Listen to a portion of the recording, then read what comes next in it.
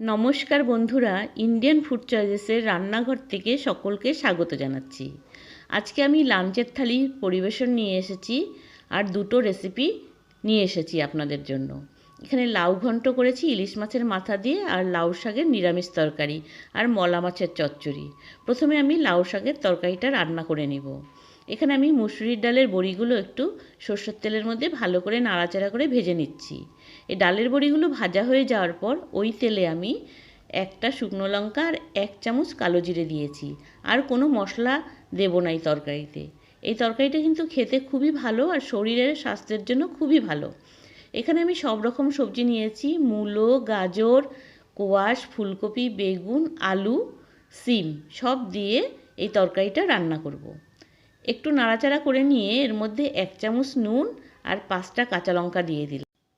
এখন সবজির সাথে নুন ভালো করে মিশিয়ে দিচ্ছি, আর সবজিটা কিন্তু নাড়াচাড়া করে ভালো করে একটু ভেজে নিলাম।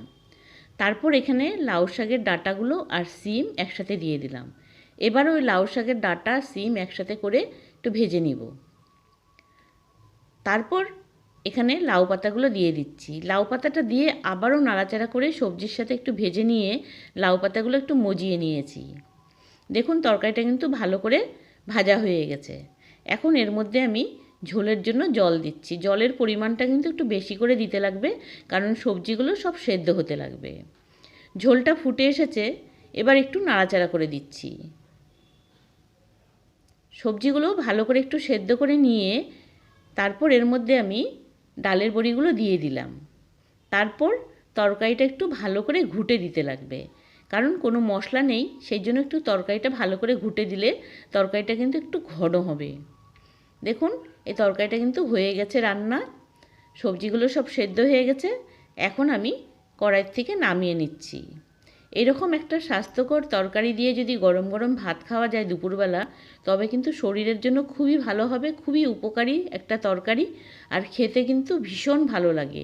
এই তরকারিটা কিন্তু খেলে শরীর মন দুটোই শান্তি পাওয়া যায়, কারণ এর মধ্যে কোনো মশলা নেই। এখন এই তরকারিটা রান্না হয়ে যাওয়ার পর আমি এখন ইলিশ মাছের মাথাগুলো সরষের তেলে ভেজে নিচ্ছি। মাথাগুলো ভাজা হয়ে যাওয়ার পর কড়াই থেকে নামিয়ে নিয়ে আমি লাউ ঘণ্টটা বসিয়ে দিয়েছি। লাউ ঘণ্টতে ফোড়ন দিয়ে তারপর নুন হলুদ দিয়ে একটু নাড়াচাড়া করে নিয়েছি। তারপর ভাজা ইলিশ মাছের মাথাগুলো দিয়ে আবার একটু নাড়াচাড়া করে তরকারিটা রান্না করে নেব। তারপর আমি আরেকটা কড়াইতে সর্ষের তেল গরম করে মলা মাছগুলো একটু নেড়েচেড়ে ভেজে নিচ্ছি।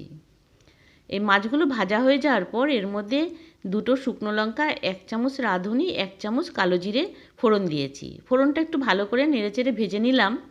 তারপর এখানে পেঁয়াজ কুচি দিচ্ছি। পেঁয়াজগুলো একটু নেড়েচেড়ে ভেজে নিচ্ছি।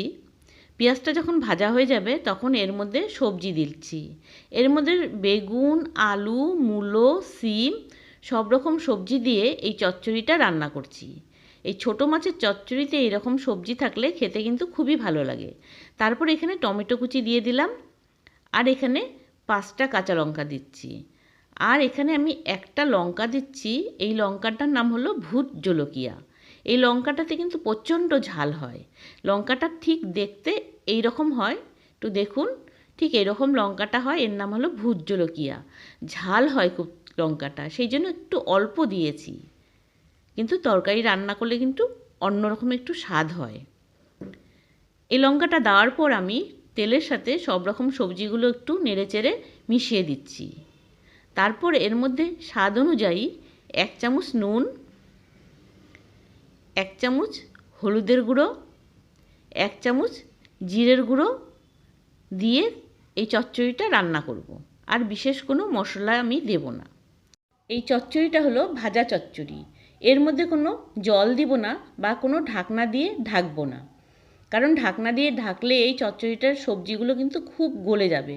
সেই জন্য হালকা করে রান্না করতে লাগে। তারপর আমি চচ্চড়ি বসিয়েছি, একটা কুকারে ভাত বসিয়েছি, আর যে ইলিশ মাছের মাথা দিয়ে যে লাউ ঘন্ট করেছি সেটা একসাথে রান্না করছি। সেই ভিডিওটা আপনাদের কাছে আমি তুলে ধরেছি। আশা করছি আপনাদের হয়তো ভালো লাগতে পারে। তারপর চচ্চড়িটা একটু ভালো করে নাড়াচাড়া করে দিয়ে উল্টিয়ে পাল্টে সবজিগুলো ঠিক কড়াইয়ের মধ্যে বিছিয়ে দিয়ে একটু সেদ্ধ হতে দিব আর রান্না করে নেব। মোটামুটি চচ্চড়ির সবজিগুলো সব সেদ্ধ হয়ে গেছে।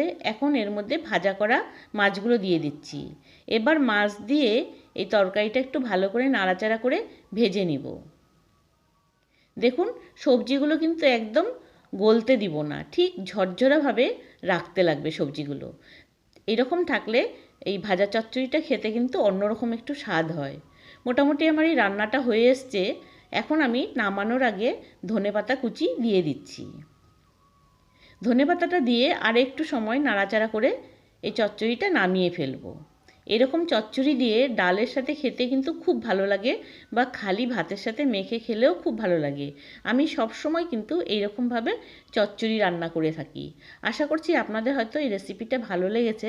যদি ভালো লাগে বন্ধুরা নিশ্চয়ই একবার রান্না করে দেখবেন, আর আমাকে কমেন্ট বক্সে কিন্তু জানাতে ভুলবেন না এই তরকারিটা আপনাদের কেমন লাগলো। আমার রান্নাটা শেষ হয়ে গেছে। এখন আমি লাঞ্চের থালিটা পরিবেশন করছি। লাঞ্চের থালিতে রেখেছি গরম সাদা ভাত, তারপর 2 টুকরো বেগুন ভাজি রাখছি।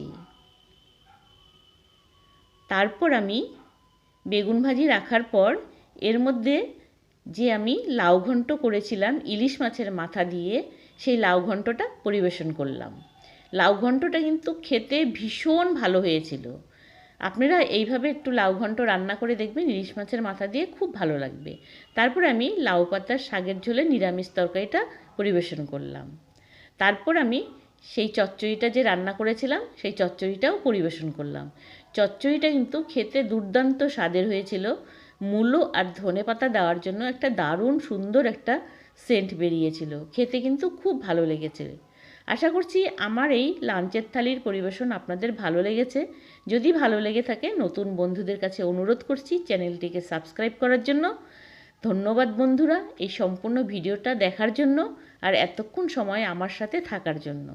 আজ তবে এখানেই রাখলাম, অন্য কোনো রেসিপি নিয়ে আপনাদের কাছে আসবো।